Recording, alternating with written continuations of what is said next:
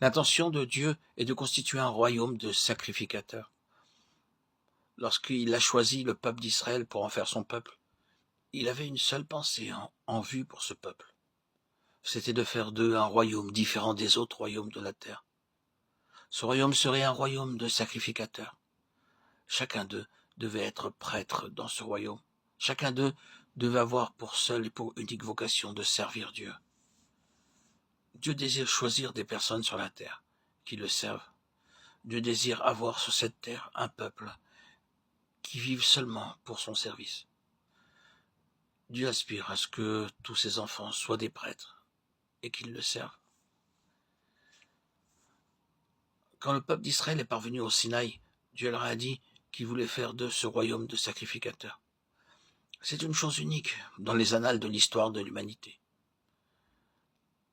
La Grande-Bretagne était reconnue pour être une puissance maritime, les États-Unis comme une nation forte dans le domaine économique, la Chine comme ayant une civilisation fort ancienne et l'Inde pour sa sagesse. Or, nous avons ici un royaume connu comme étant un royaume de sacrificateurs. Dans ce royaume, tous les hommes et les femmes servent dans la sacrificature. Jeunes comme plus âgés, tous sont prêtres. Quelle que soit la profession de chacun, il doit apporter sa contribution pour servir Dieu. Dieu a donné au peuple d'Israël 10 commandements. Après avoir déclaré au peuple qu'il voulait faire d'eux un royaume de sacrificateurs, Dieu a dit à Moïse de monter vers lui sur la montagne. Là, il voulait écrire les 10 commandements sur 2 tables de pierre pour les donner au peuple d'Israël. Moïse est resté 40 jours sur cette montagne, et Dieu écrivit sur les tables de pierre ces 10 commandements. Le peuple d'Israël a fait un veau d'or. Alors que Moïse était sur la montagne, le peuple se trouvait au pied de la montagne.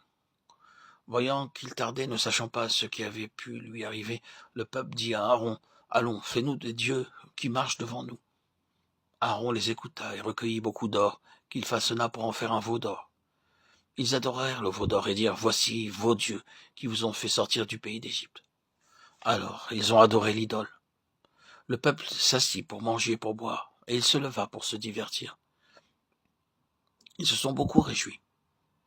En ce jour, ils ont pu voir de leurs yeux un Dieu tout en or fondu. L'être humain a sa propre conception de la divinité. Il veut toujours se faire un Dieu d'après ce concept pour pouvoir l'adorer comme il lui plaît. L'homme aime adorer le Dieu qu'il s'est fait de ses propres mains.